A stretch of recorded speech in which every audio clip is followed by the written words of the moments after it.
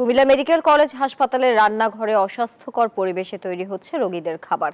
চরম অব্যবস্থাপনা ও নোংরা পানিতে ভেজা রান্নাঘর, অপরিচ্ছন্নভাবে রাখা হয়েছে রান্নার উপকরণ, ময়লা আবর্জনার পাশে রাখা হচ্ছে রান্না করা খাবার। এই অব্যবস্থাপনার মধ্যেই প্রতিদিন প্রায় 1200 থেকে 1400 আবাসিক রোগীদের জন্য তৈরি করা হয় দুপুর ও রাতের খাবার।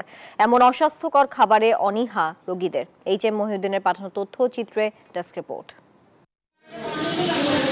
নোংরা পানিতে ধোয়া মোছা হচ্ছে প্রতিদিনের রান্নার উপকরণ, অস্বাস্থ্যকর পরিবেশে তৈরি হচ্ছে রোগীদের খাবার। এমন দৃশ্য কুমিল্লা মেডিকেল কলেজ হাসপাতালের রান্নাঘরের।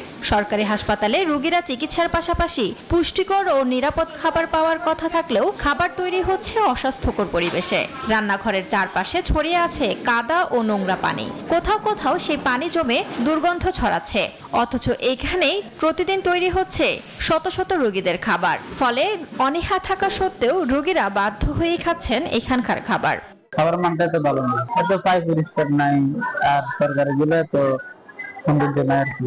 এই খাবারটা তো আপনার বিভিন্ন রোগ জীবন হতে পারে, বা তারা যেভাবে ডিসিপ্লিন করে এটা তো হয় না।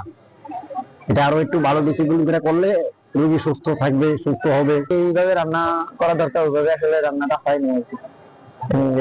খাওয়ার রোগীদের জন্য খাওয়ার একটু অসুবিধা। এই অস্বাস্থ্যকর পরিবেশে রান্না সম্পর্কে জানতে চাইলে কর্মচারীরা জানান, কর্তৃপক্ষকে জানালেও এর কোনো বিকল্প ব্যবস্থা গ্রহণ করা হয়নি। আগে থেকে এইভাবে আমরা চালাই আইছি, বা আমার কর্তৃপক্ষ দেখছে যে হাতে এইভাবেই আমরা চালাচ্ছি। মাঠটা তো বাইরে ডালতে না, ডাললে এই লিগা ওইটার ফিরে কি মাঠটা ডালা। তবে এই বিষয়ে ডাক্তাররা বলছেন ভিন্ন কথা। ধারণ ক্ষমতার চেয়ে বেশি রোগী থাকায় খাবার মান যথাযথভাবে নিয়ন্ত্রণ করা যাচ্ছে না। ব্যবসায় পরিবর্তন হয়ে যাবে, কারণ আমাকে যখন আধুনিক কিচেনটা তারা হস্তান্তর করবে, ব্যাপারটা পিডব্লিউডি যতক্ষণ আমাকে না দিবে ততক্ষণ। শুধু তাই না, আপনাকে বলি ডিজাইন ফল্টের মধ্যে আমাদের মহারথী ইয়ারা যে এরকম যে তাদের মধ্যে কোনো চুলাই ছিল না, রান্না করবেন কিভাবে? হাসপাতালে নতুন রান্নাঘর তৈরি করে রোগীদের স্বাস্থ্যকর পরিবেশে তৈরি খাবার খাওয়ানোর দাবি ভুক্তভোগীদের। Desk report, news 24।